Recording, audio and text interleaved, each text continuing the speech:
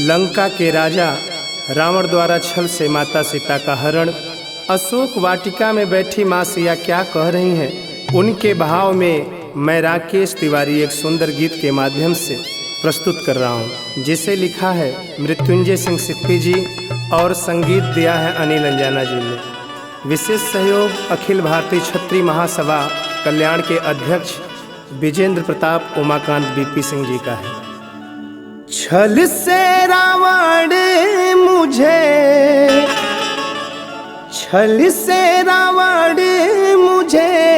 लेकर है आया,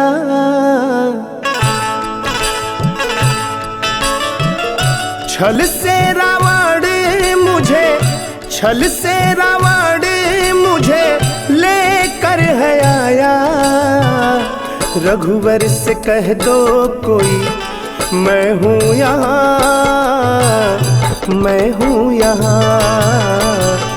रघुबर से कह दो कोई मैं हूँ यहाँ।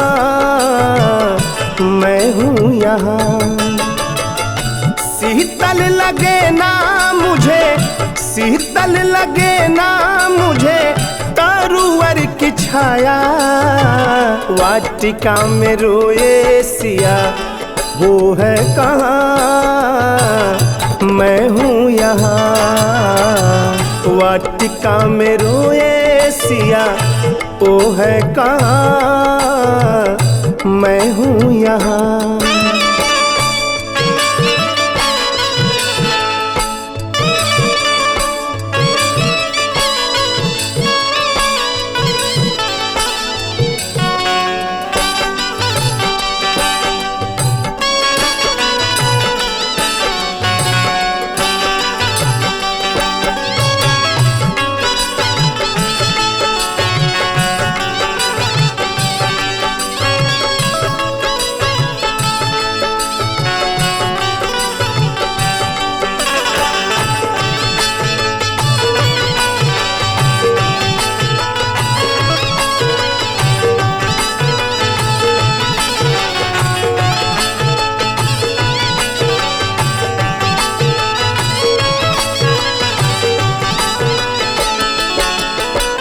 भगवा के भेष में आया था कपटी, त्याग रूपी वस्त्र पे क्या संदेह करती।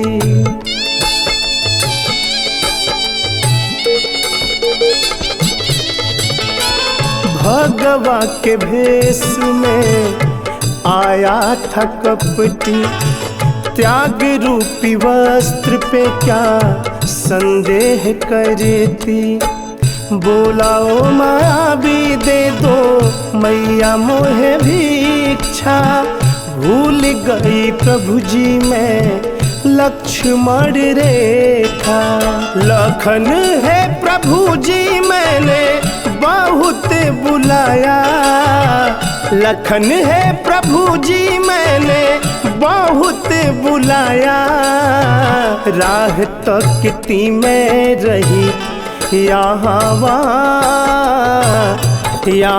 वहाँ, रघुवर से कह दो कोई मैं हूँ यहाँ, वो है कहाँ।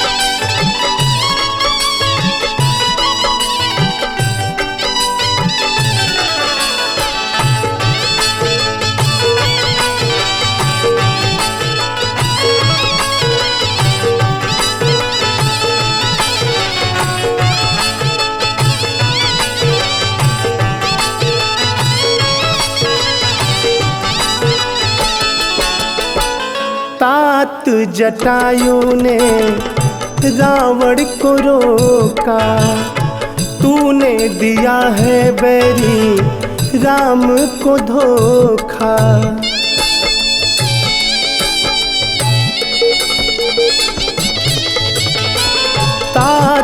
जटायु ने रावण को रोका, तूने दिया है वैरी राम को धोखा।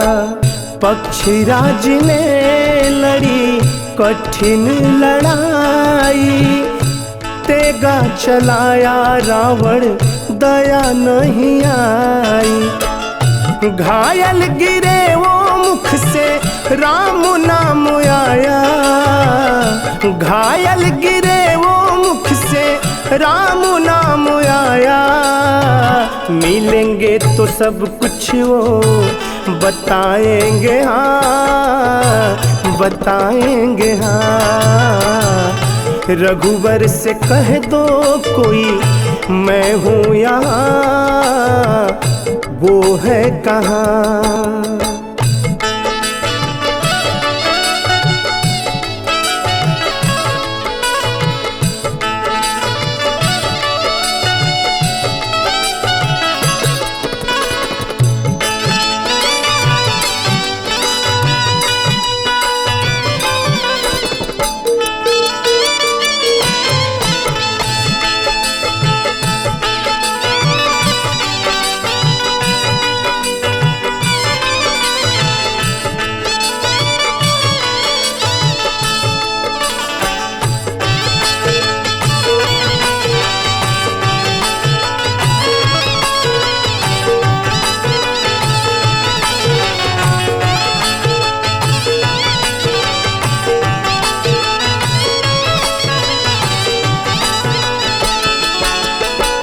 राम के आदेश पे लेके प्रभु मुद्रिका, सागर को लांघ हनुमत पहुँच गए लंका।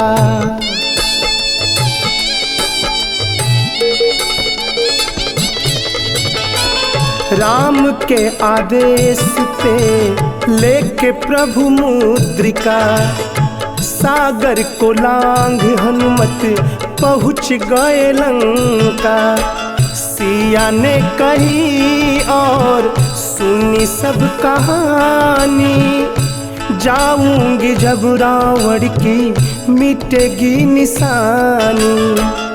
जा कर के कहना जो हमने सुनाया, जा कर के कहना जो हमने सुनाया। प्रण मेरा टूटे ना कहना वहाँ, कहना वहाँ। रघुबर से कह दो जाके मैं हूँ यहाँ, ओ आए यहाँ। रावण का वध प्रभु राम ने किया, लेके लौटे सिया। रावण का वध प्रभु राम ने किया, लेके लौटे सिया।